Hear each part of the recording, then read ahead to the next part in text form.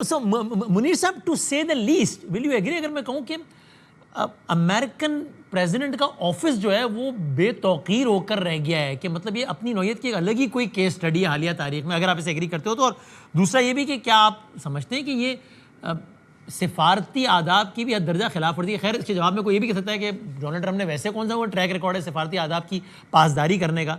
क्या आप एक मुल्क जिससे आपकी बड़ी अच्छी बातचीत है, जिसको आप कहते हैं कि किसी भी और मुल्क से ज़्यादा ये मुल्क इन्वेस्टमेंट करेगा मेरे मुल्क में, जब आप प्रेसिडेंट बनते हैं आप कहते हैं मैं पहली मुलाकात इससे करूँगा, ये इतने पैसे लगा देगा मुझ पे, आप उससे डील की बातें आती हैं, आप अगले दिन ट्वीट ठोक देते हैं कि भाई इनरिचमेंट भी नहीं है, गैर अस्करी मकासद हैं और अब्राहम अकॉर्ड भी साइन कर लो। ये तो क्या डोनाल्ड ट्रंप अपने एक्शन से रोज़ाना दुनिया को ये बताते हैं कि ठीक है हमारा मुल्क यूँ तगड़ा है तो आपको हमसे बना के रखनी पड़ेगी, लेकिन हम रिलायबल पार्टनर्स नहीं हैं, कम अज़ कम हम कभी भी आपको बेइज्जत कर देंगे?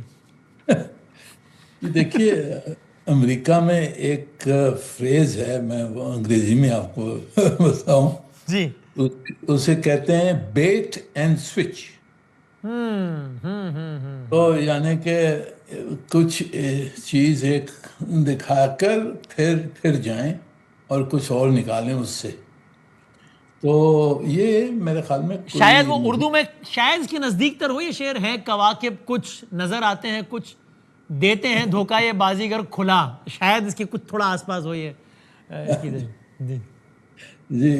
देखिए, जो नॉन प्रोलिफरेशन ट्रीटी है जिसके सिग्नेटरीज सऊदी अरब भी है, ईरान भी है, नॉन प्रोलिफरेशन ट्रीटी के तहत इनरिचमेंट का हक है सब। सही। ये इनरिचमेंट के ऊपर जो पाबंदी लगाई गई थी, ये लगाई गई थी जब ही 1974 इंडिया ने अपना एक्सप्लोजन किया था। उसके बाद में पाकिस्तान को रोकने के लिए किसिंजर साहब ने एक इनिशिएटिव लिया था, उसका नाम था इनसर्क इनिशिएटिव, जिसके तहत जो भी तीसरी दुनिया के जितने मुल्क हैं उनके ऊपर ये पाबंदी लगाई गई कि जी एनपीटी के आप सिग्नेटरी हों भी, फिर भी आपको इनरिचमेंट और रीप्रोसेसिंग का हक नहीं देंगे हम, क्योंकि इत्तबार हमारा नहीं है। सही। अमेरिका के दोस्त हैं उन सब के पास हाँ। इनरिचमेंट है, जापान के पास है, जर्मनी के पास है, हॉलैंड के पास है, तब सब इनरिचमेंट करते हैं, तो उन पे कोई शुबा नहीं है। जी तीसरी दुनिया के जो ममालिक हैं उनके ऊपर ये पाबंदी लगाई गई कि ये इनरिचमेंट आपको नहीं देंगे हम पीसफुल न्यूक्लियर को। एक्सेप्शन किया वो हिंदुस्तान पे किया। सही है। तो और पाकिस्तान ने तो अपनी कुव्वत से बना लिया जो कुछ हमने, एनपीटी के हम पार्टी भी नहीं है। पर और वैसे वाकई अब अंदाज़ा होता है, शायद हमें पहले अंदाज़ा नहीं था, पहले हमें एक खास से जज्बाती पैराए से देखते थे, अंदाज़ा होता है कि कितना बड़ा काम ये हो गया है। Credit to all the civilian and military leadership involve in it, कि वरना पता नहीं कहाँ खड़े होते हैं आज। जी, अगर हमने गलती ये की होती एनपीटी साइन करके, और जो दबाव हमारे ऊपर आया था उस वक्त कि इनरिचमेंट छोड़ दें, रीप्रोसेसिंग छोड़ दें, अगर हम वो दबाव में आ जाते तो आज हमारा हाल बहुत मुख्तलिफ जी जी जी। अब ये डील किधर जा रही है आपके ख्याल में? इस जवाब में भी शामिल कीजिएगा, ये आपको लगता है कि इस डील पे भी मिसाइल मार दिया ट्रम्प ने, या क्या हुआ? ये मुझे बहुत मुश्किल नज़र आता है कि इस पे इम्प्लीमेंटेशन होगी।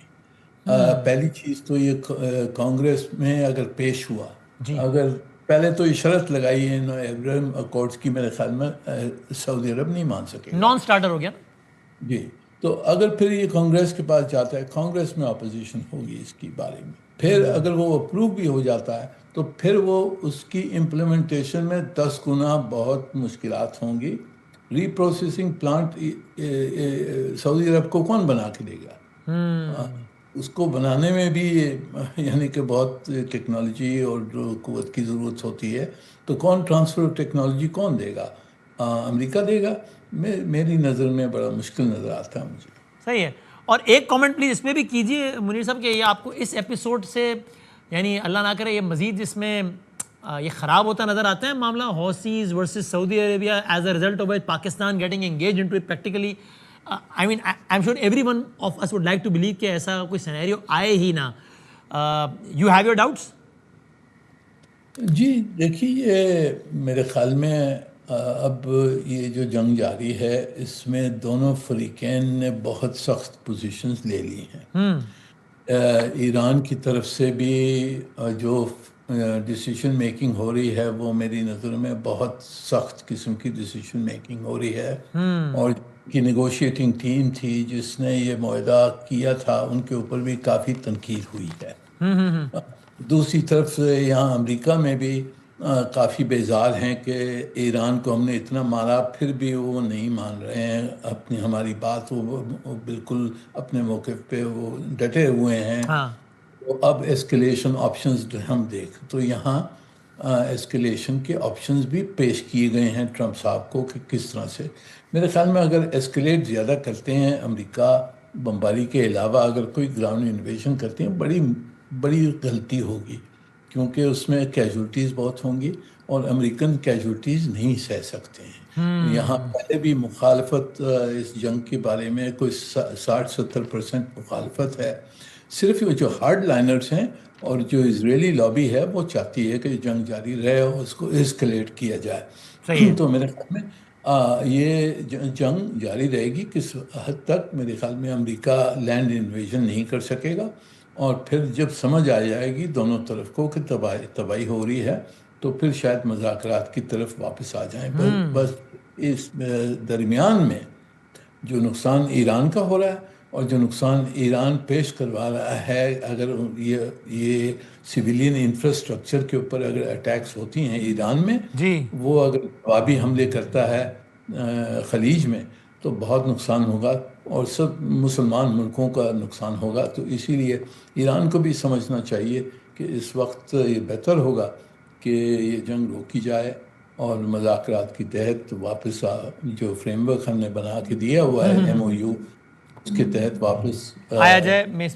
اب یہ